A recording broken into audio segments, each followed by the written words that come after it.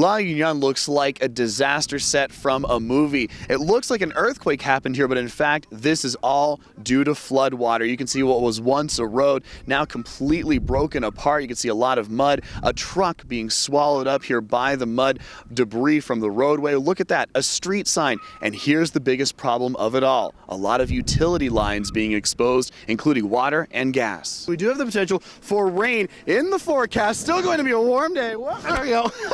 Going to still be in the 70s for your Saturday, and the rain should actually make this a lot more fun. I admit it, I did sort of laugh at Josh's header slash face plant, but I got to give him props. You're doing a great job out there, Josh. Has it been fun for you?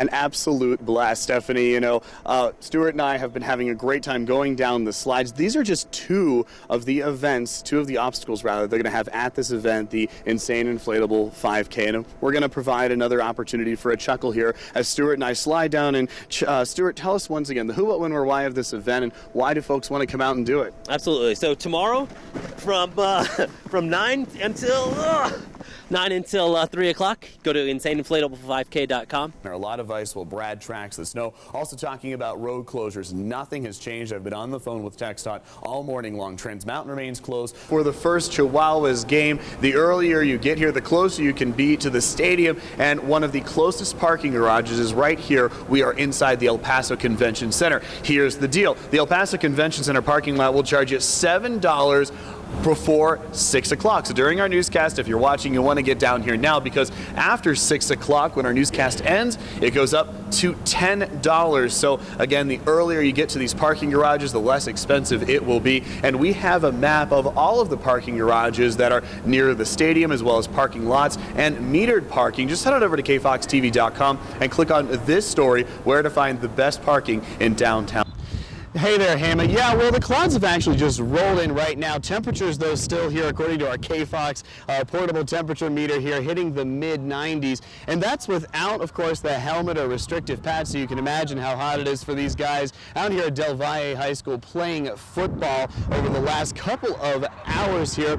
This is the central command post for emergency crews. They've had a chance to rest here in between their shifts. I've also had a chance to talk to a number of evacuees who are staying in hotels, in shelters, as well as with relatives. They're warning folks that the ground here in the desert may not be able to absorb a lot of water all at once, and that could cause flash flooding as well as erosion. I'm going to show you a quick example here. I've got a bottle of water. I'm going to pour it on the dry desert ground behind me. Check this out.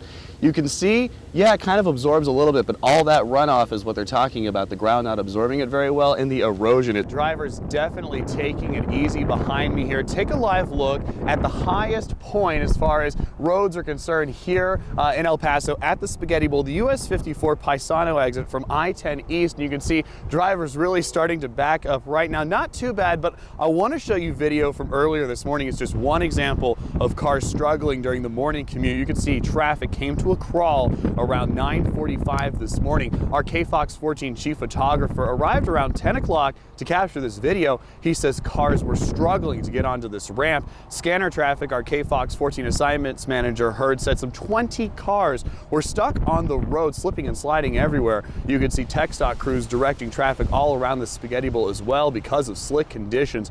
Our photographer says it was around 35 to 45 minutes later that TxDOT crews made it out to de-ice the ramp. Then we're told all lanes were open around 11 o'clock. They only restricted it down to one lane. You saw there. One TxDOT manager tells me the backup caused by an accident. That accident likely caused by a driver going too fast on slick roads that maybe froze in between treatments. Lots of sunshine, blue skies, and a few wispy clouds on this cool February day in Clint. And, as usual, no rain.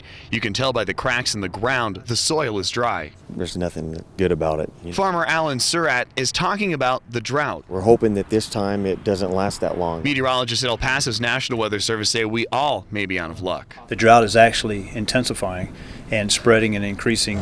So in order to get water to flow through these irrigation ditches, I'm told he has to pump what's called groundwater. And he says there's a lot of problems with that. The biggest issue with the groundwater wells in Clint,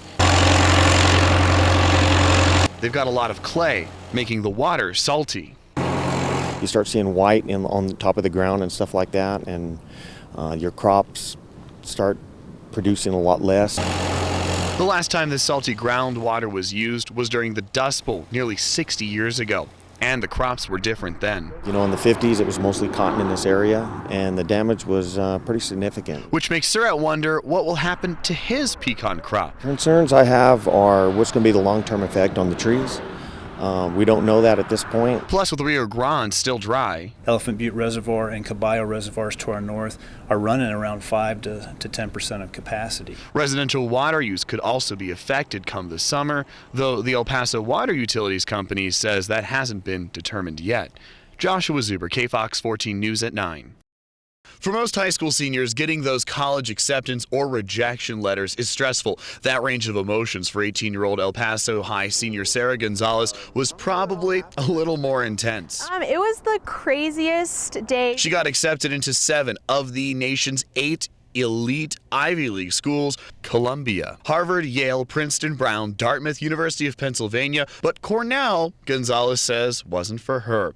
All that news in less than 20 minutes. My reaction, I wasn't like, Mom, I got into Harvard. It was, Mom, I'm going to Harvard, which I think that just kind of came out. And that's where Gonzalez says she will attend this upcoming fall, matriculating from the marble staircases and pillars of El Paso High and Central, which is the city's oldest school at nearly a century old, to one of the most elite and the oldest college in the country in Massachusetts, Harvard. Tears would not stop flowing. Now standing a little more composed, ready to graduate, Gonzalez explains how she got into the nation's most elite school. She tells me it's not all about getting good grades, but putting in the time by helping your community.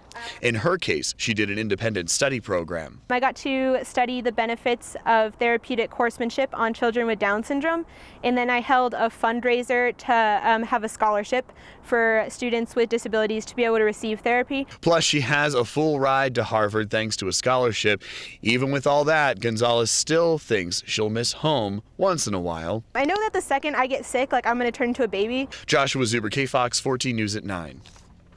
Dozens of you shared, close to 100 commented, and hundreds of you liked this photograph on our Facebook page of a poor kitty cat reportedly stuck in this electric pole for about 4 days.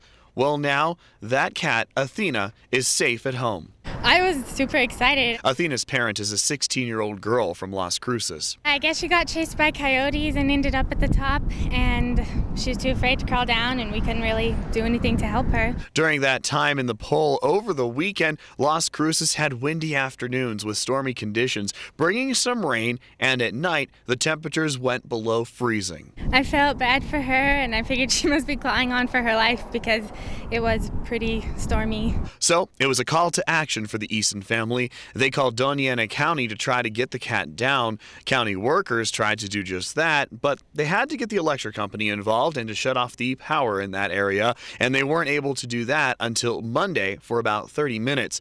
Only 2 customers were affected. The bucket truck you see here was provided by El Paso Electric. So what are you going to do with her tonight when you go home? Hopefully cuddle her and try to get her looking back to a healthy cat.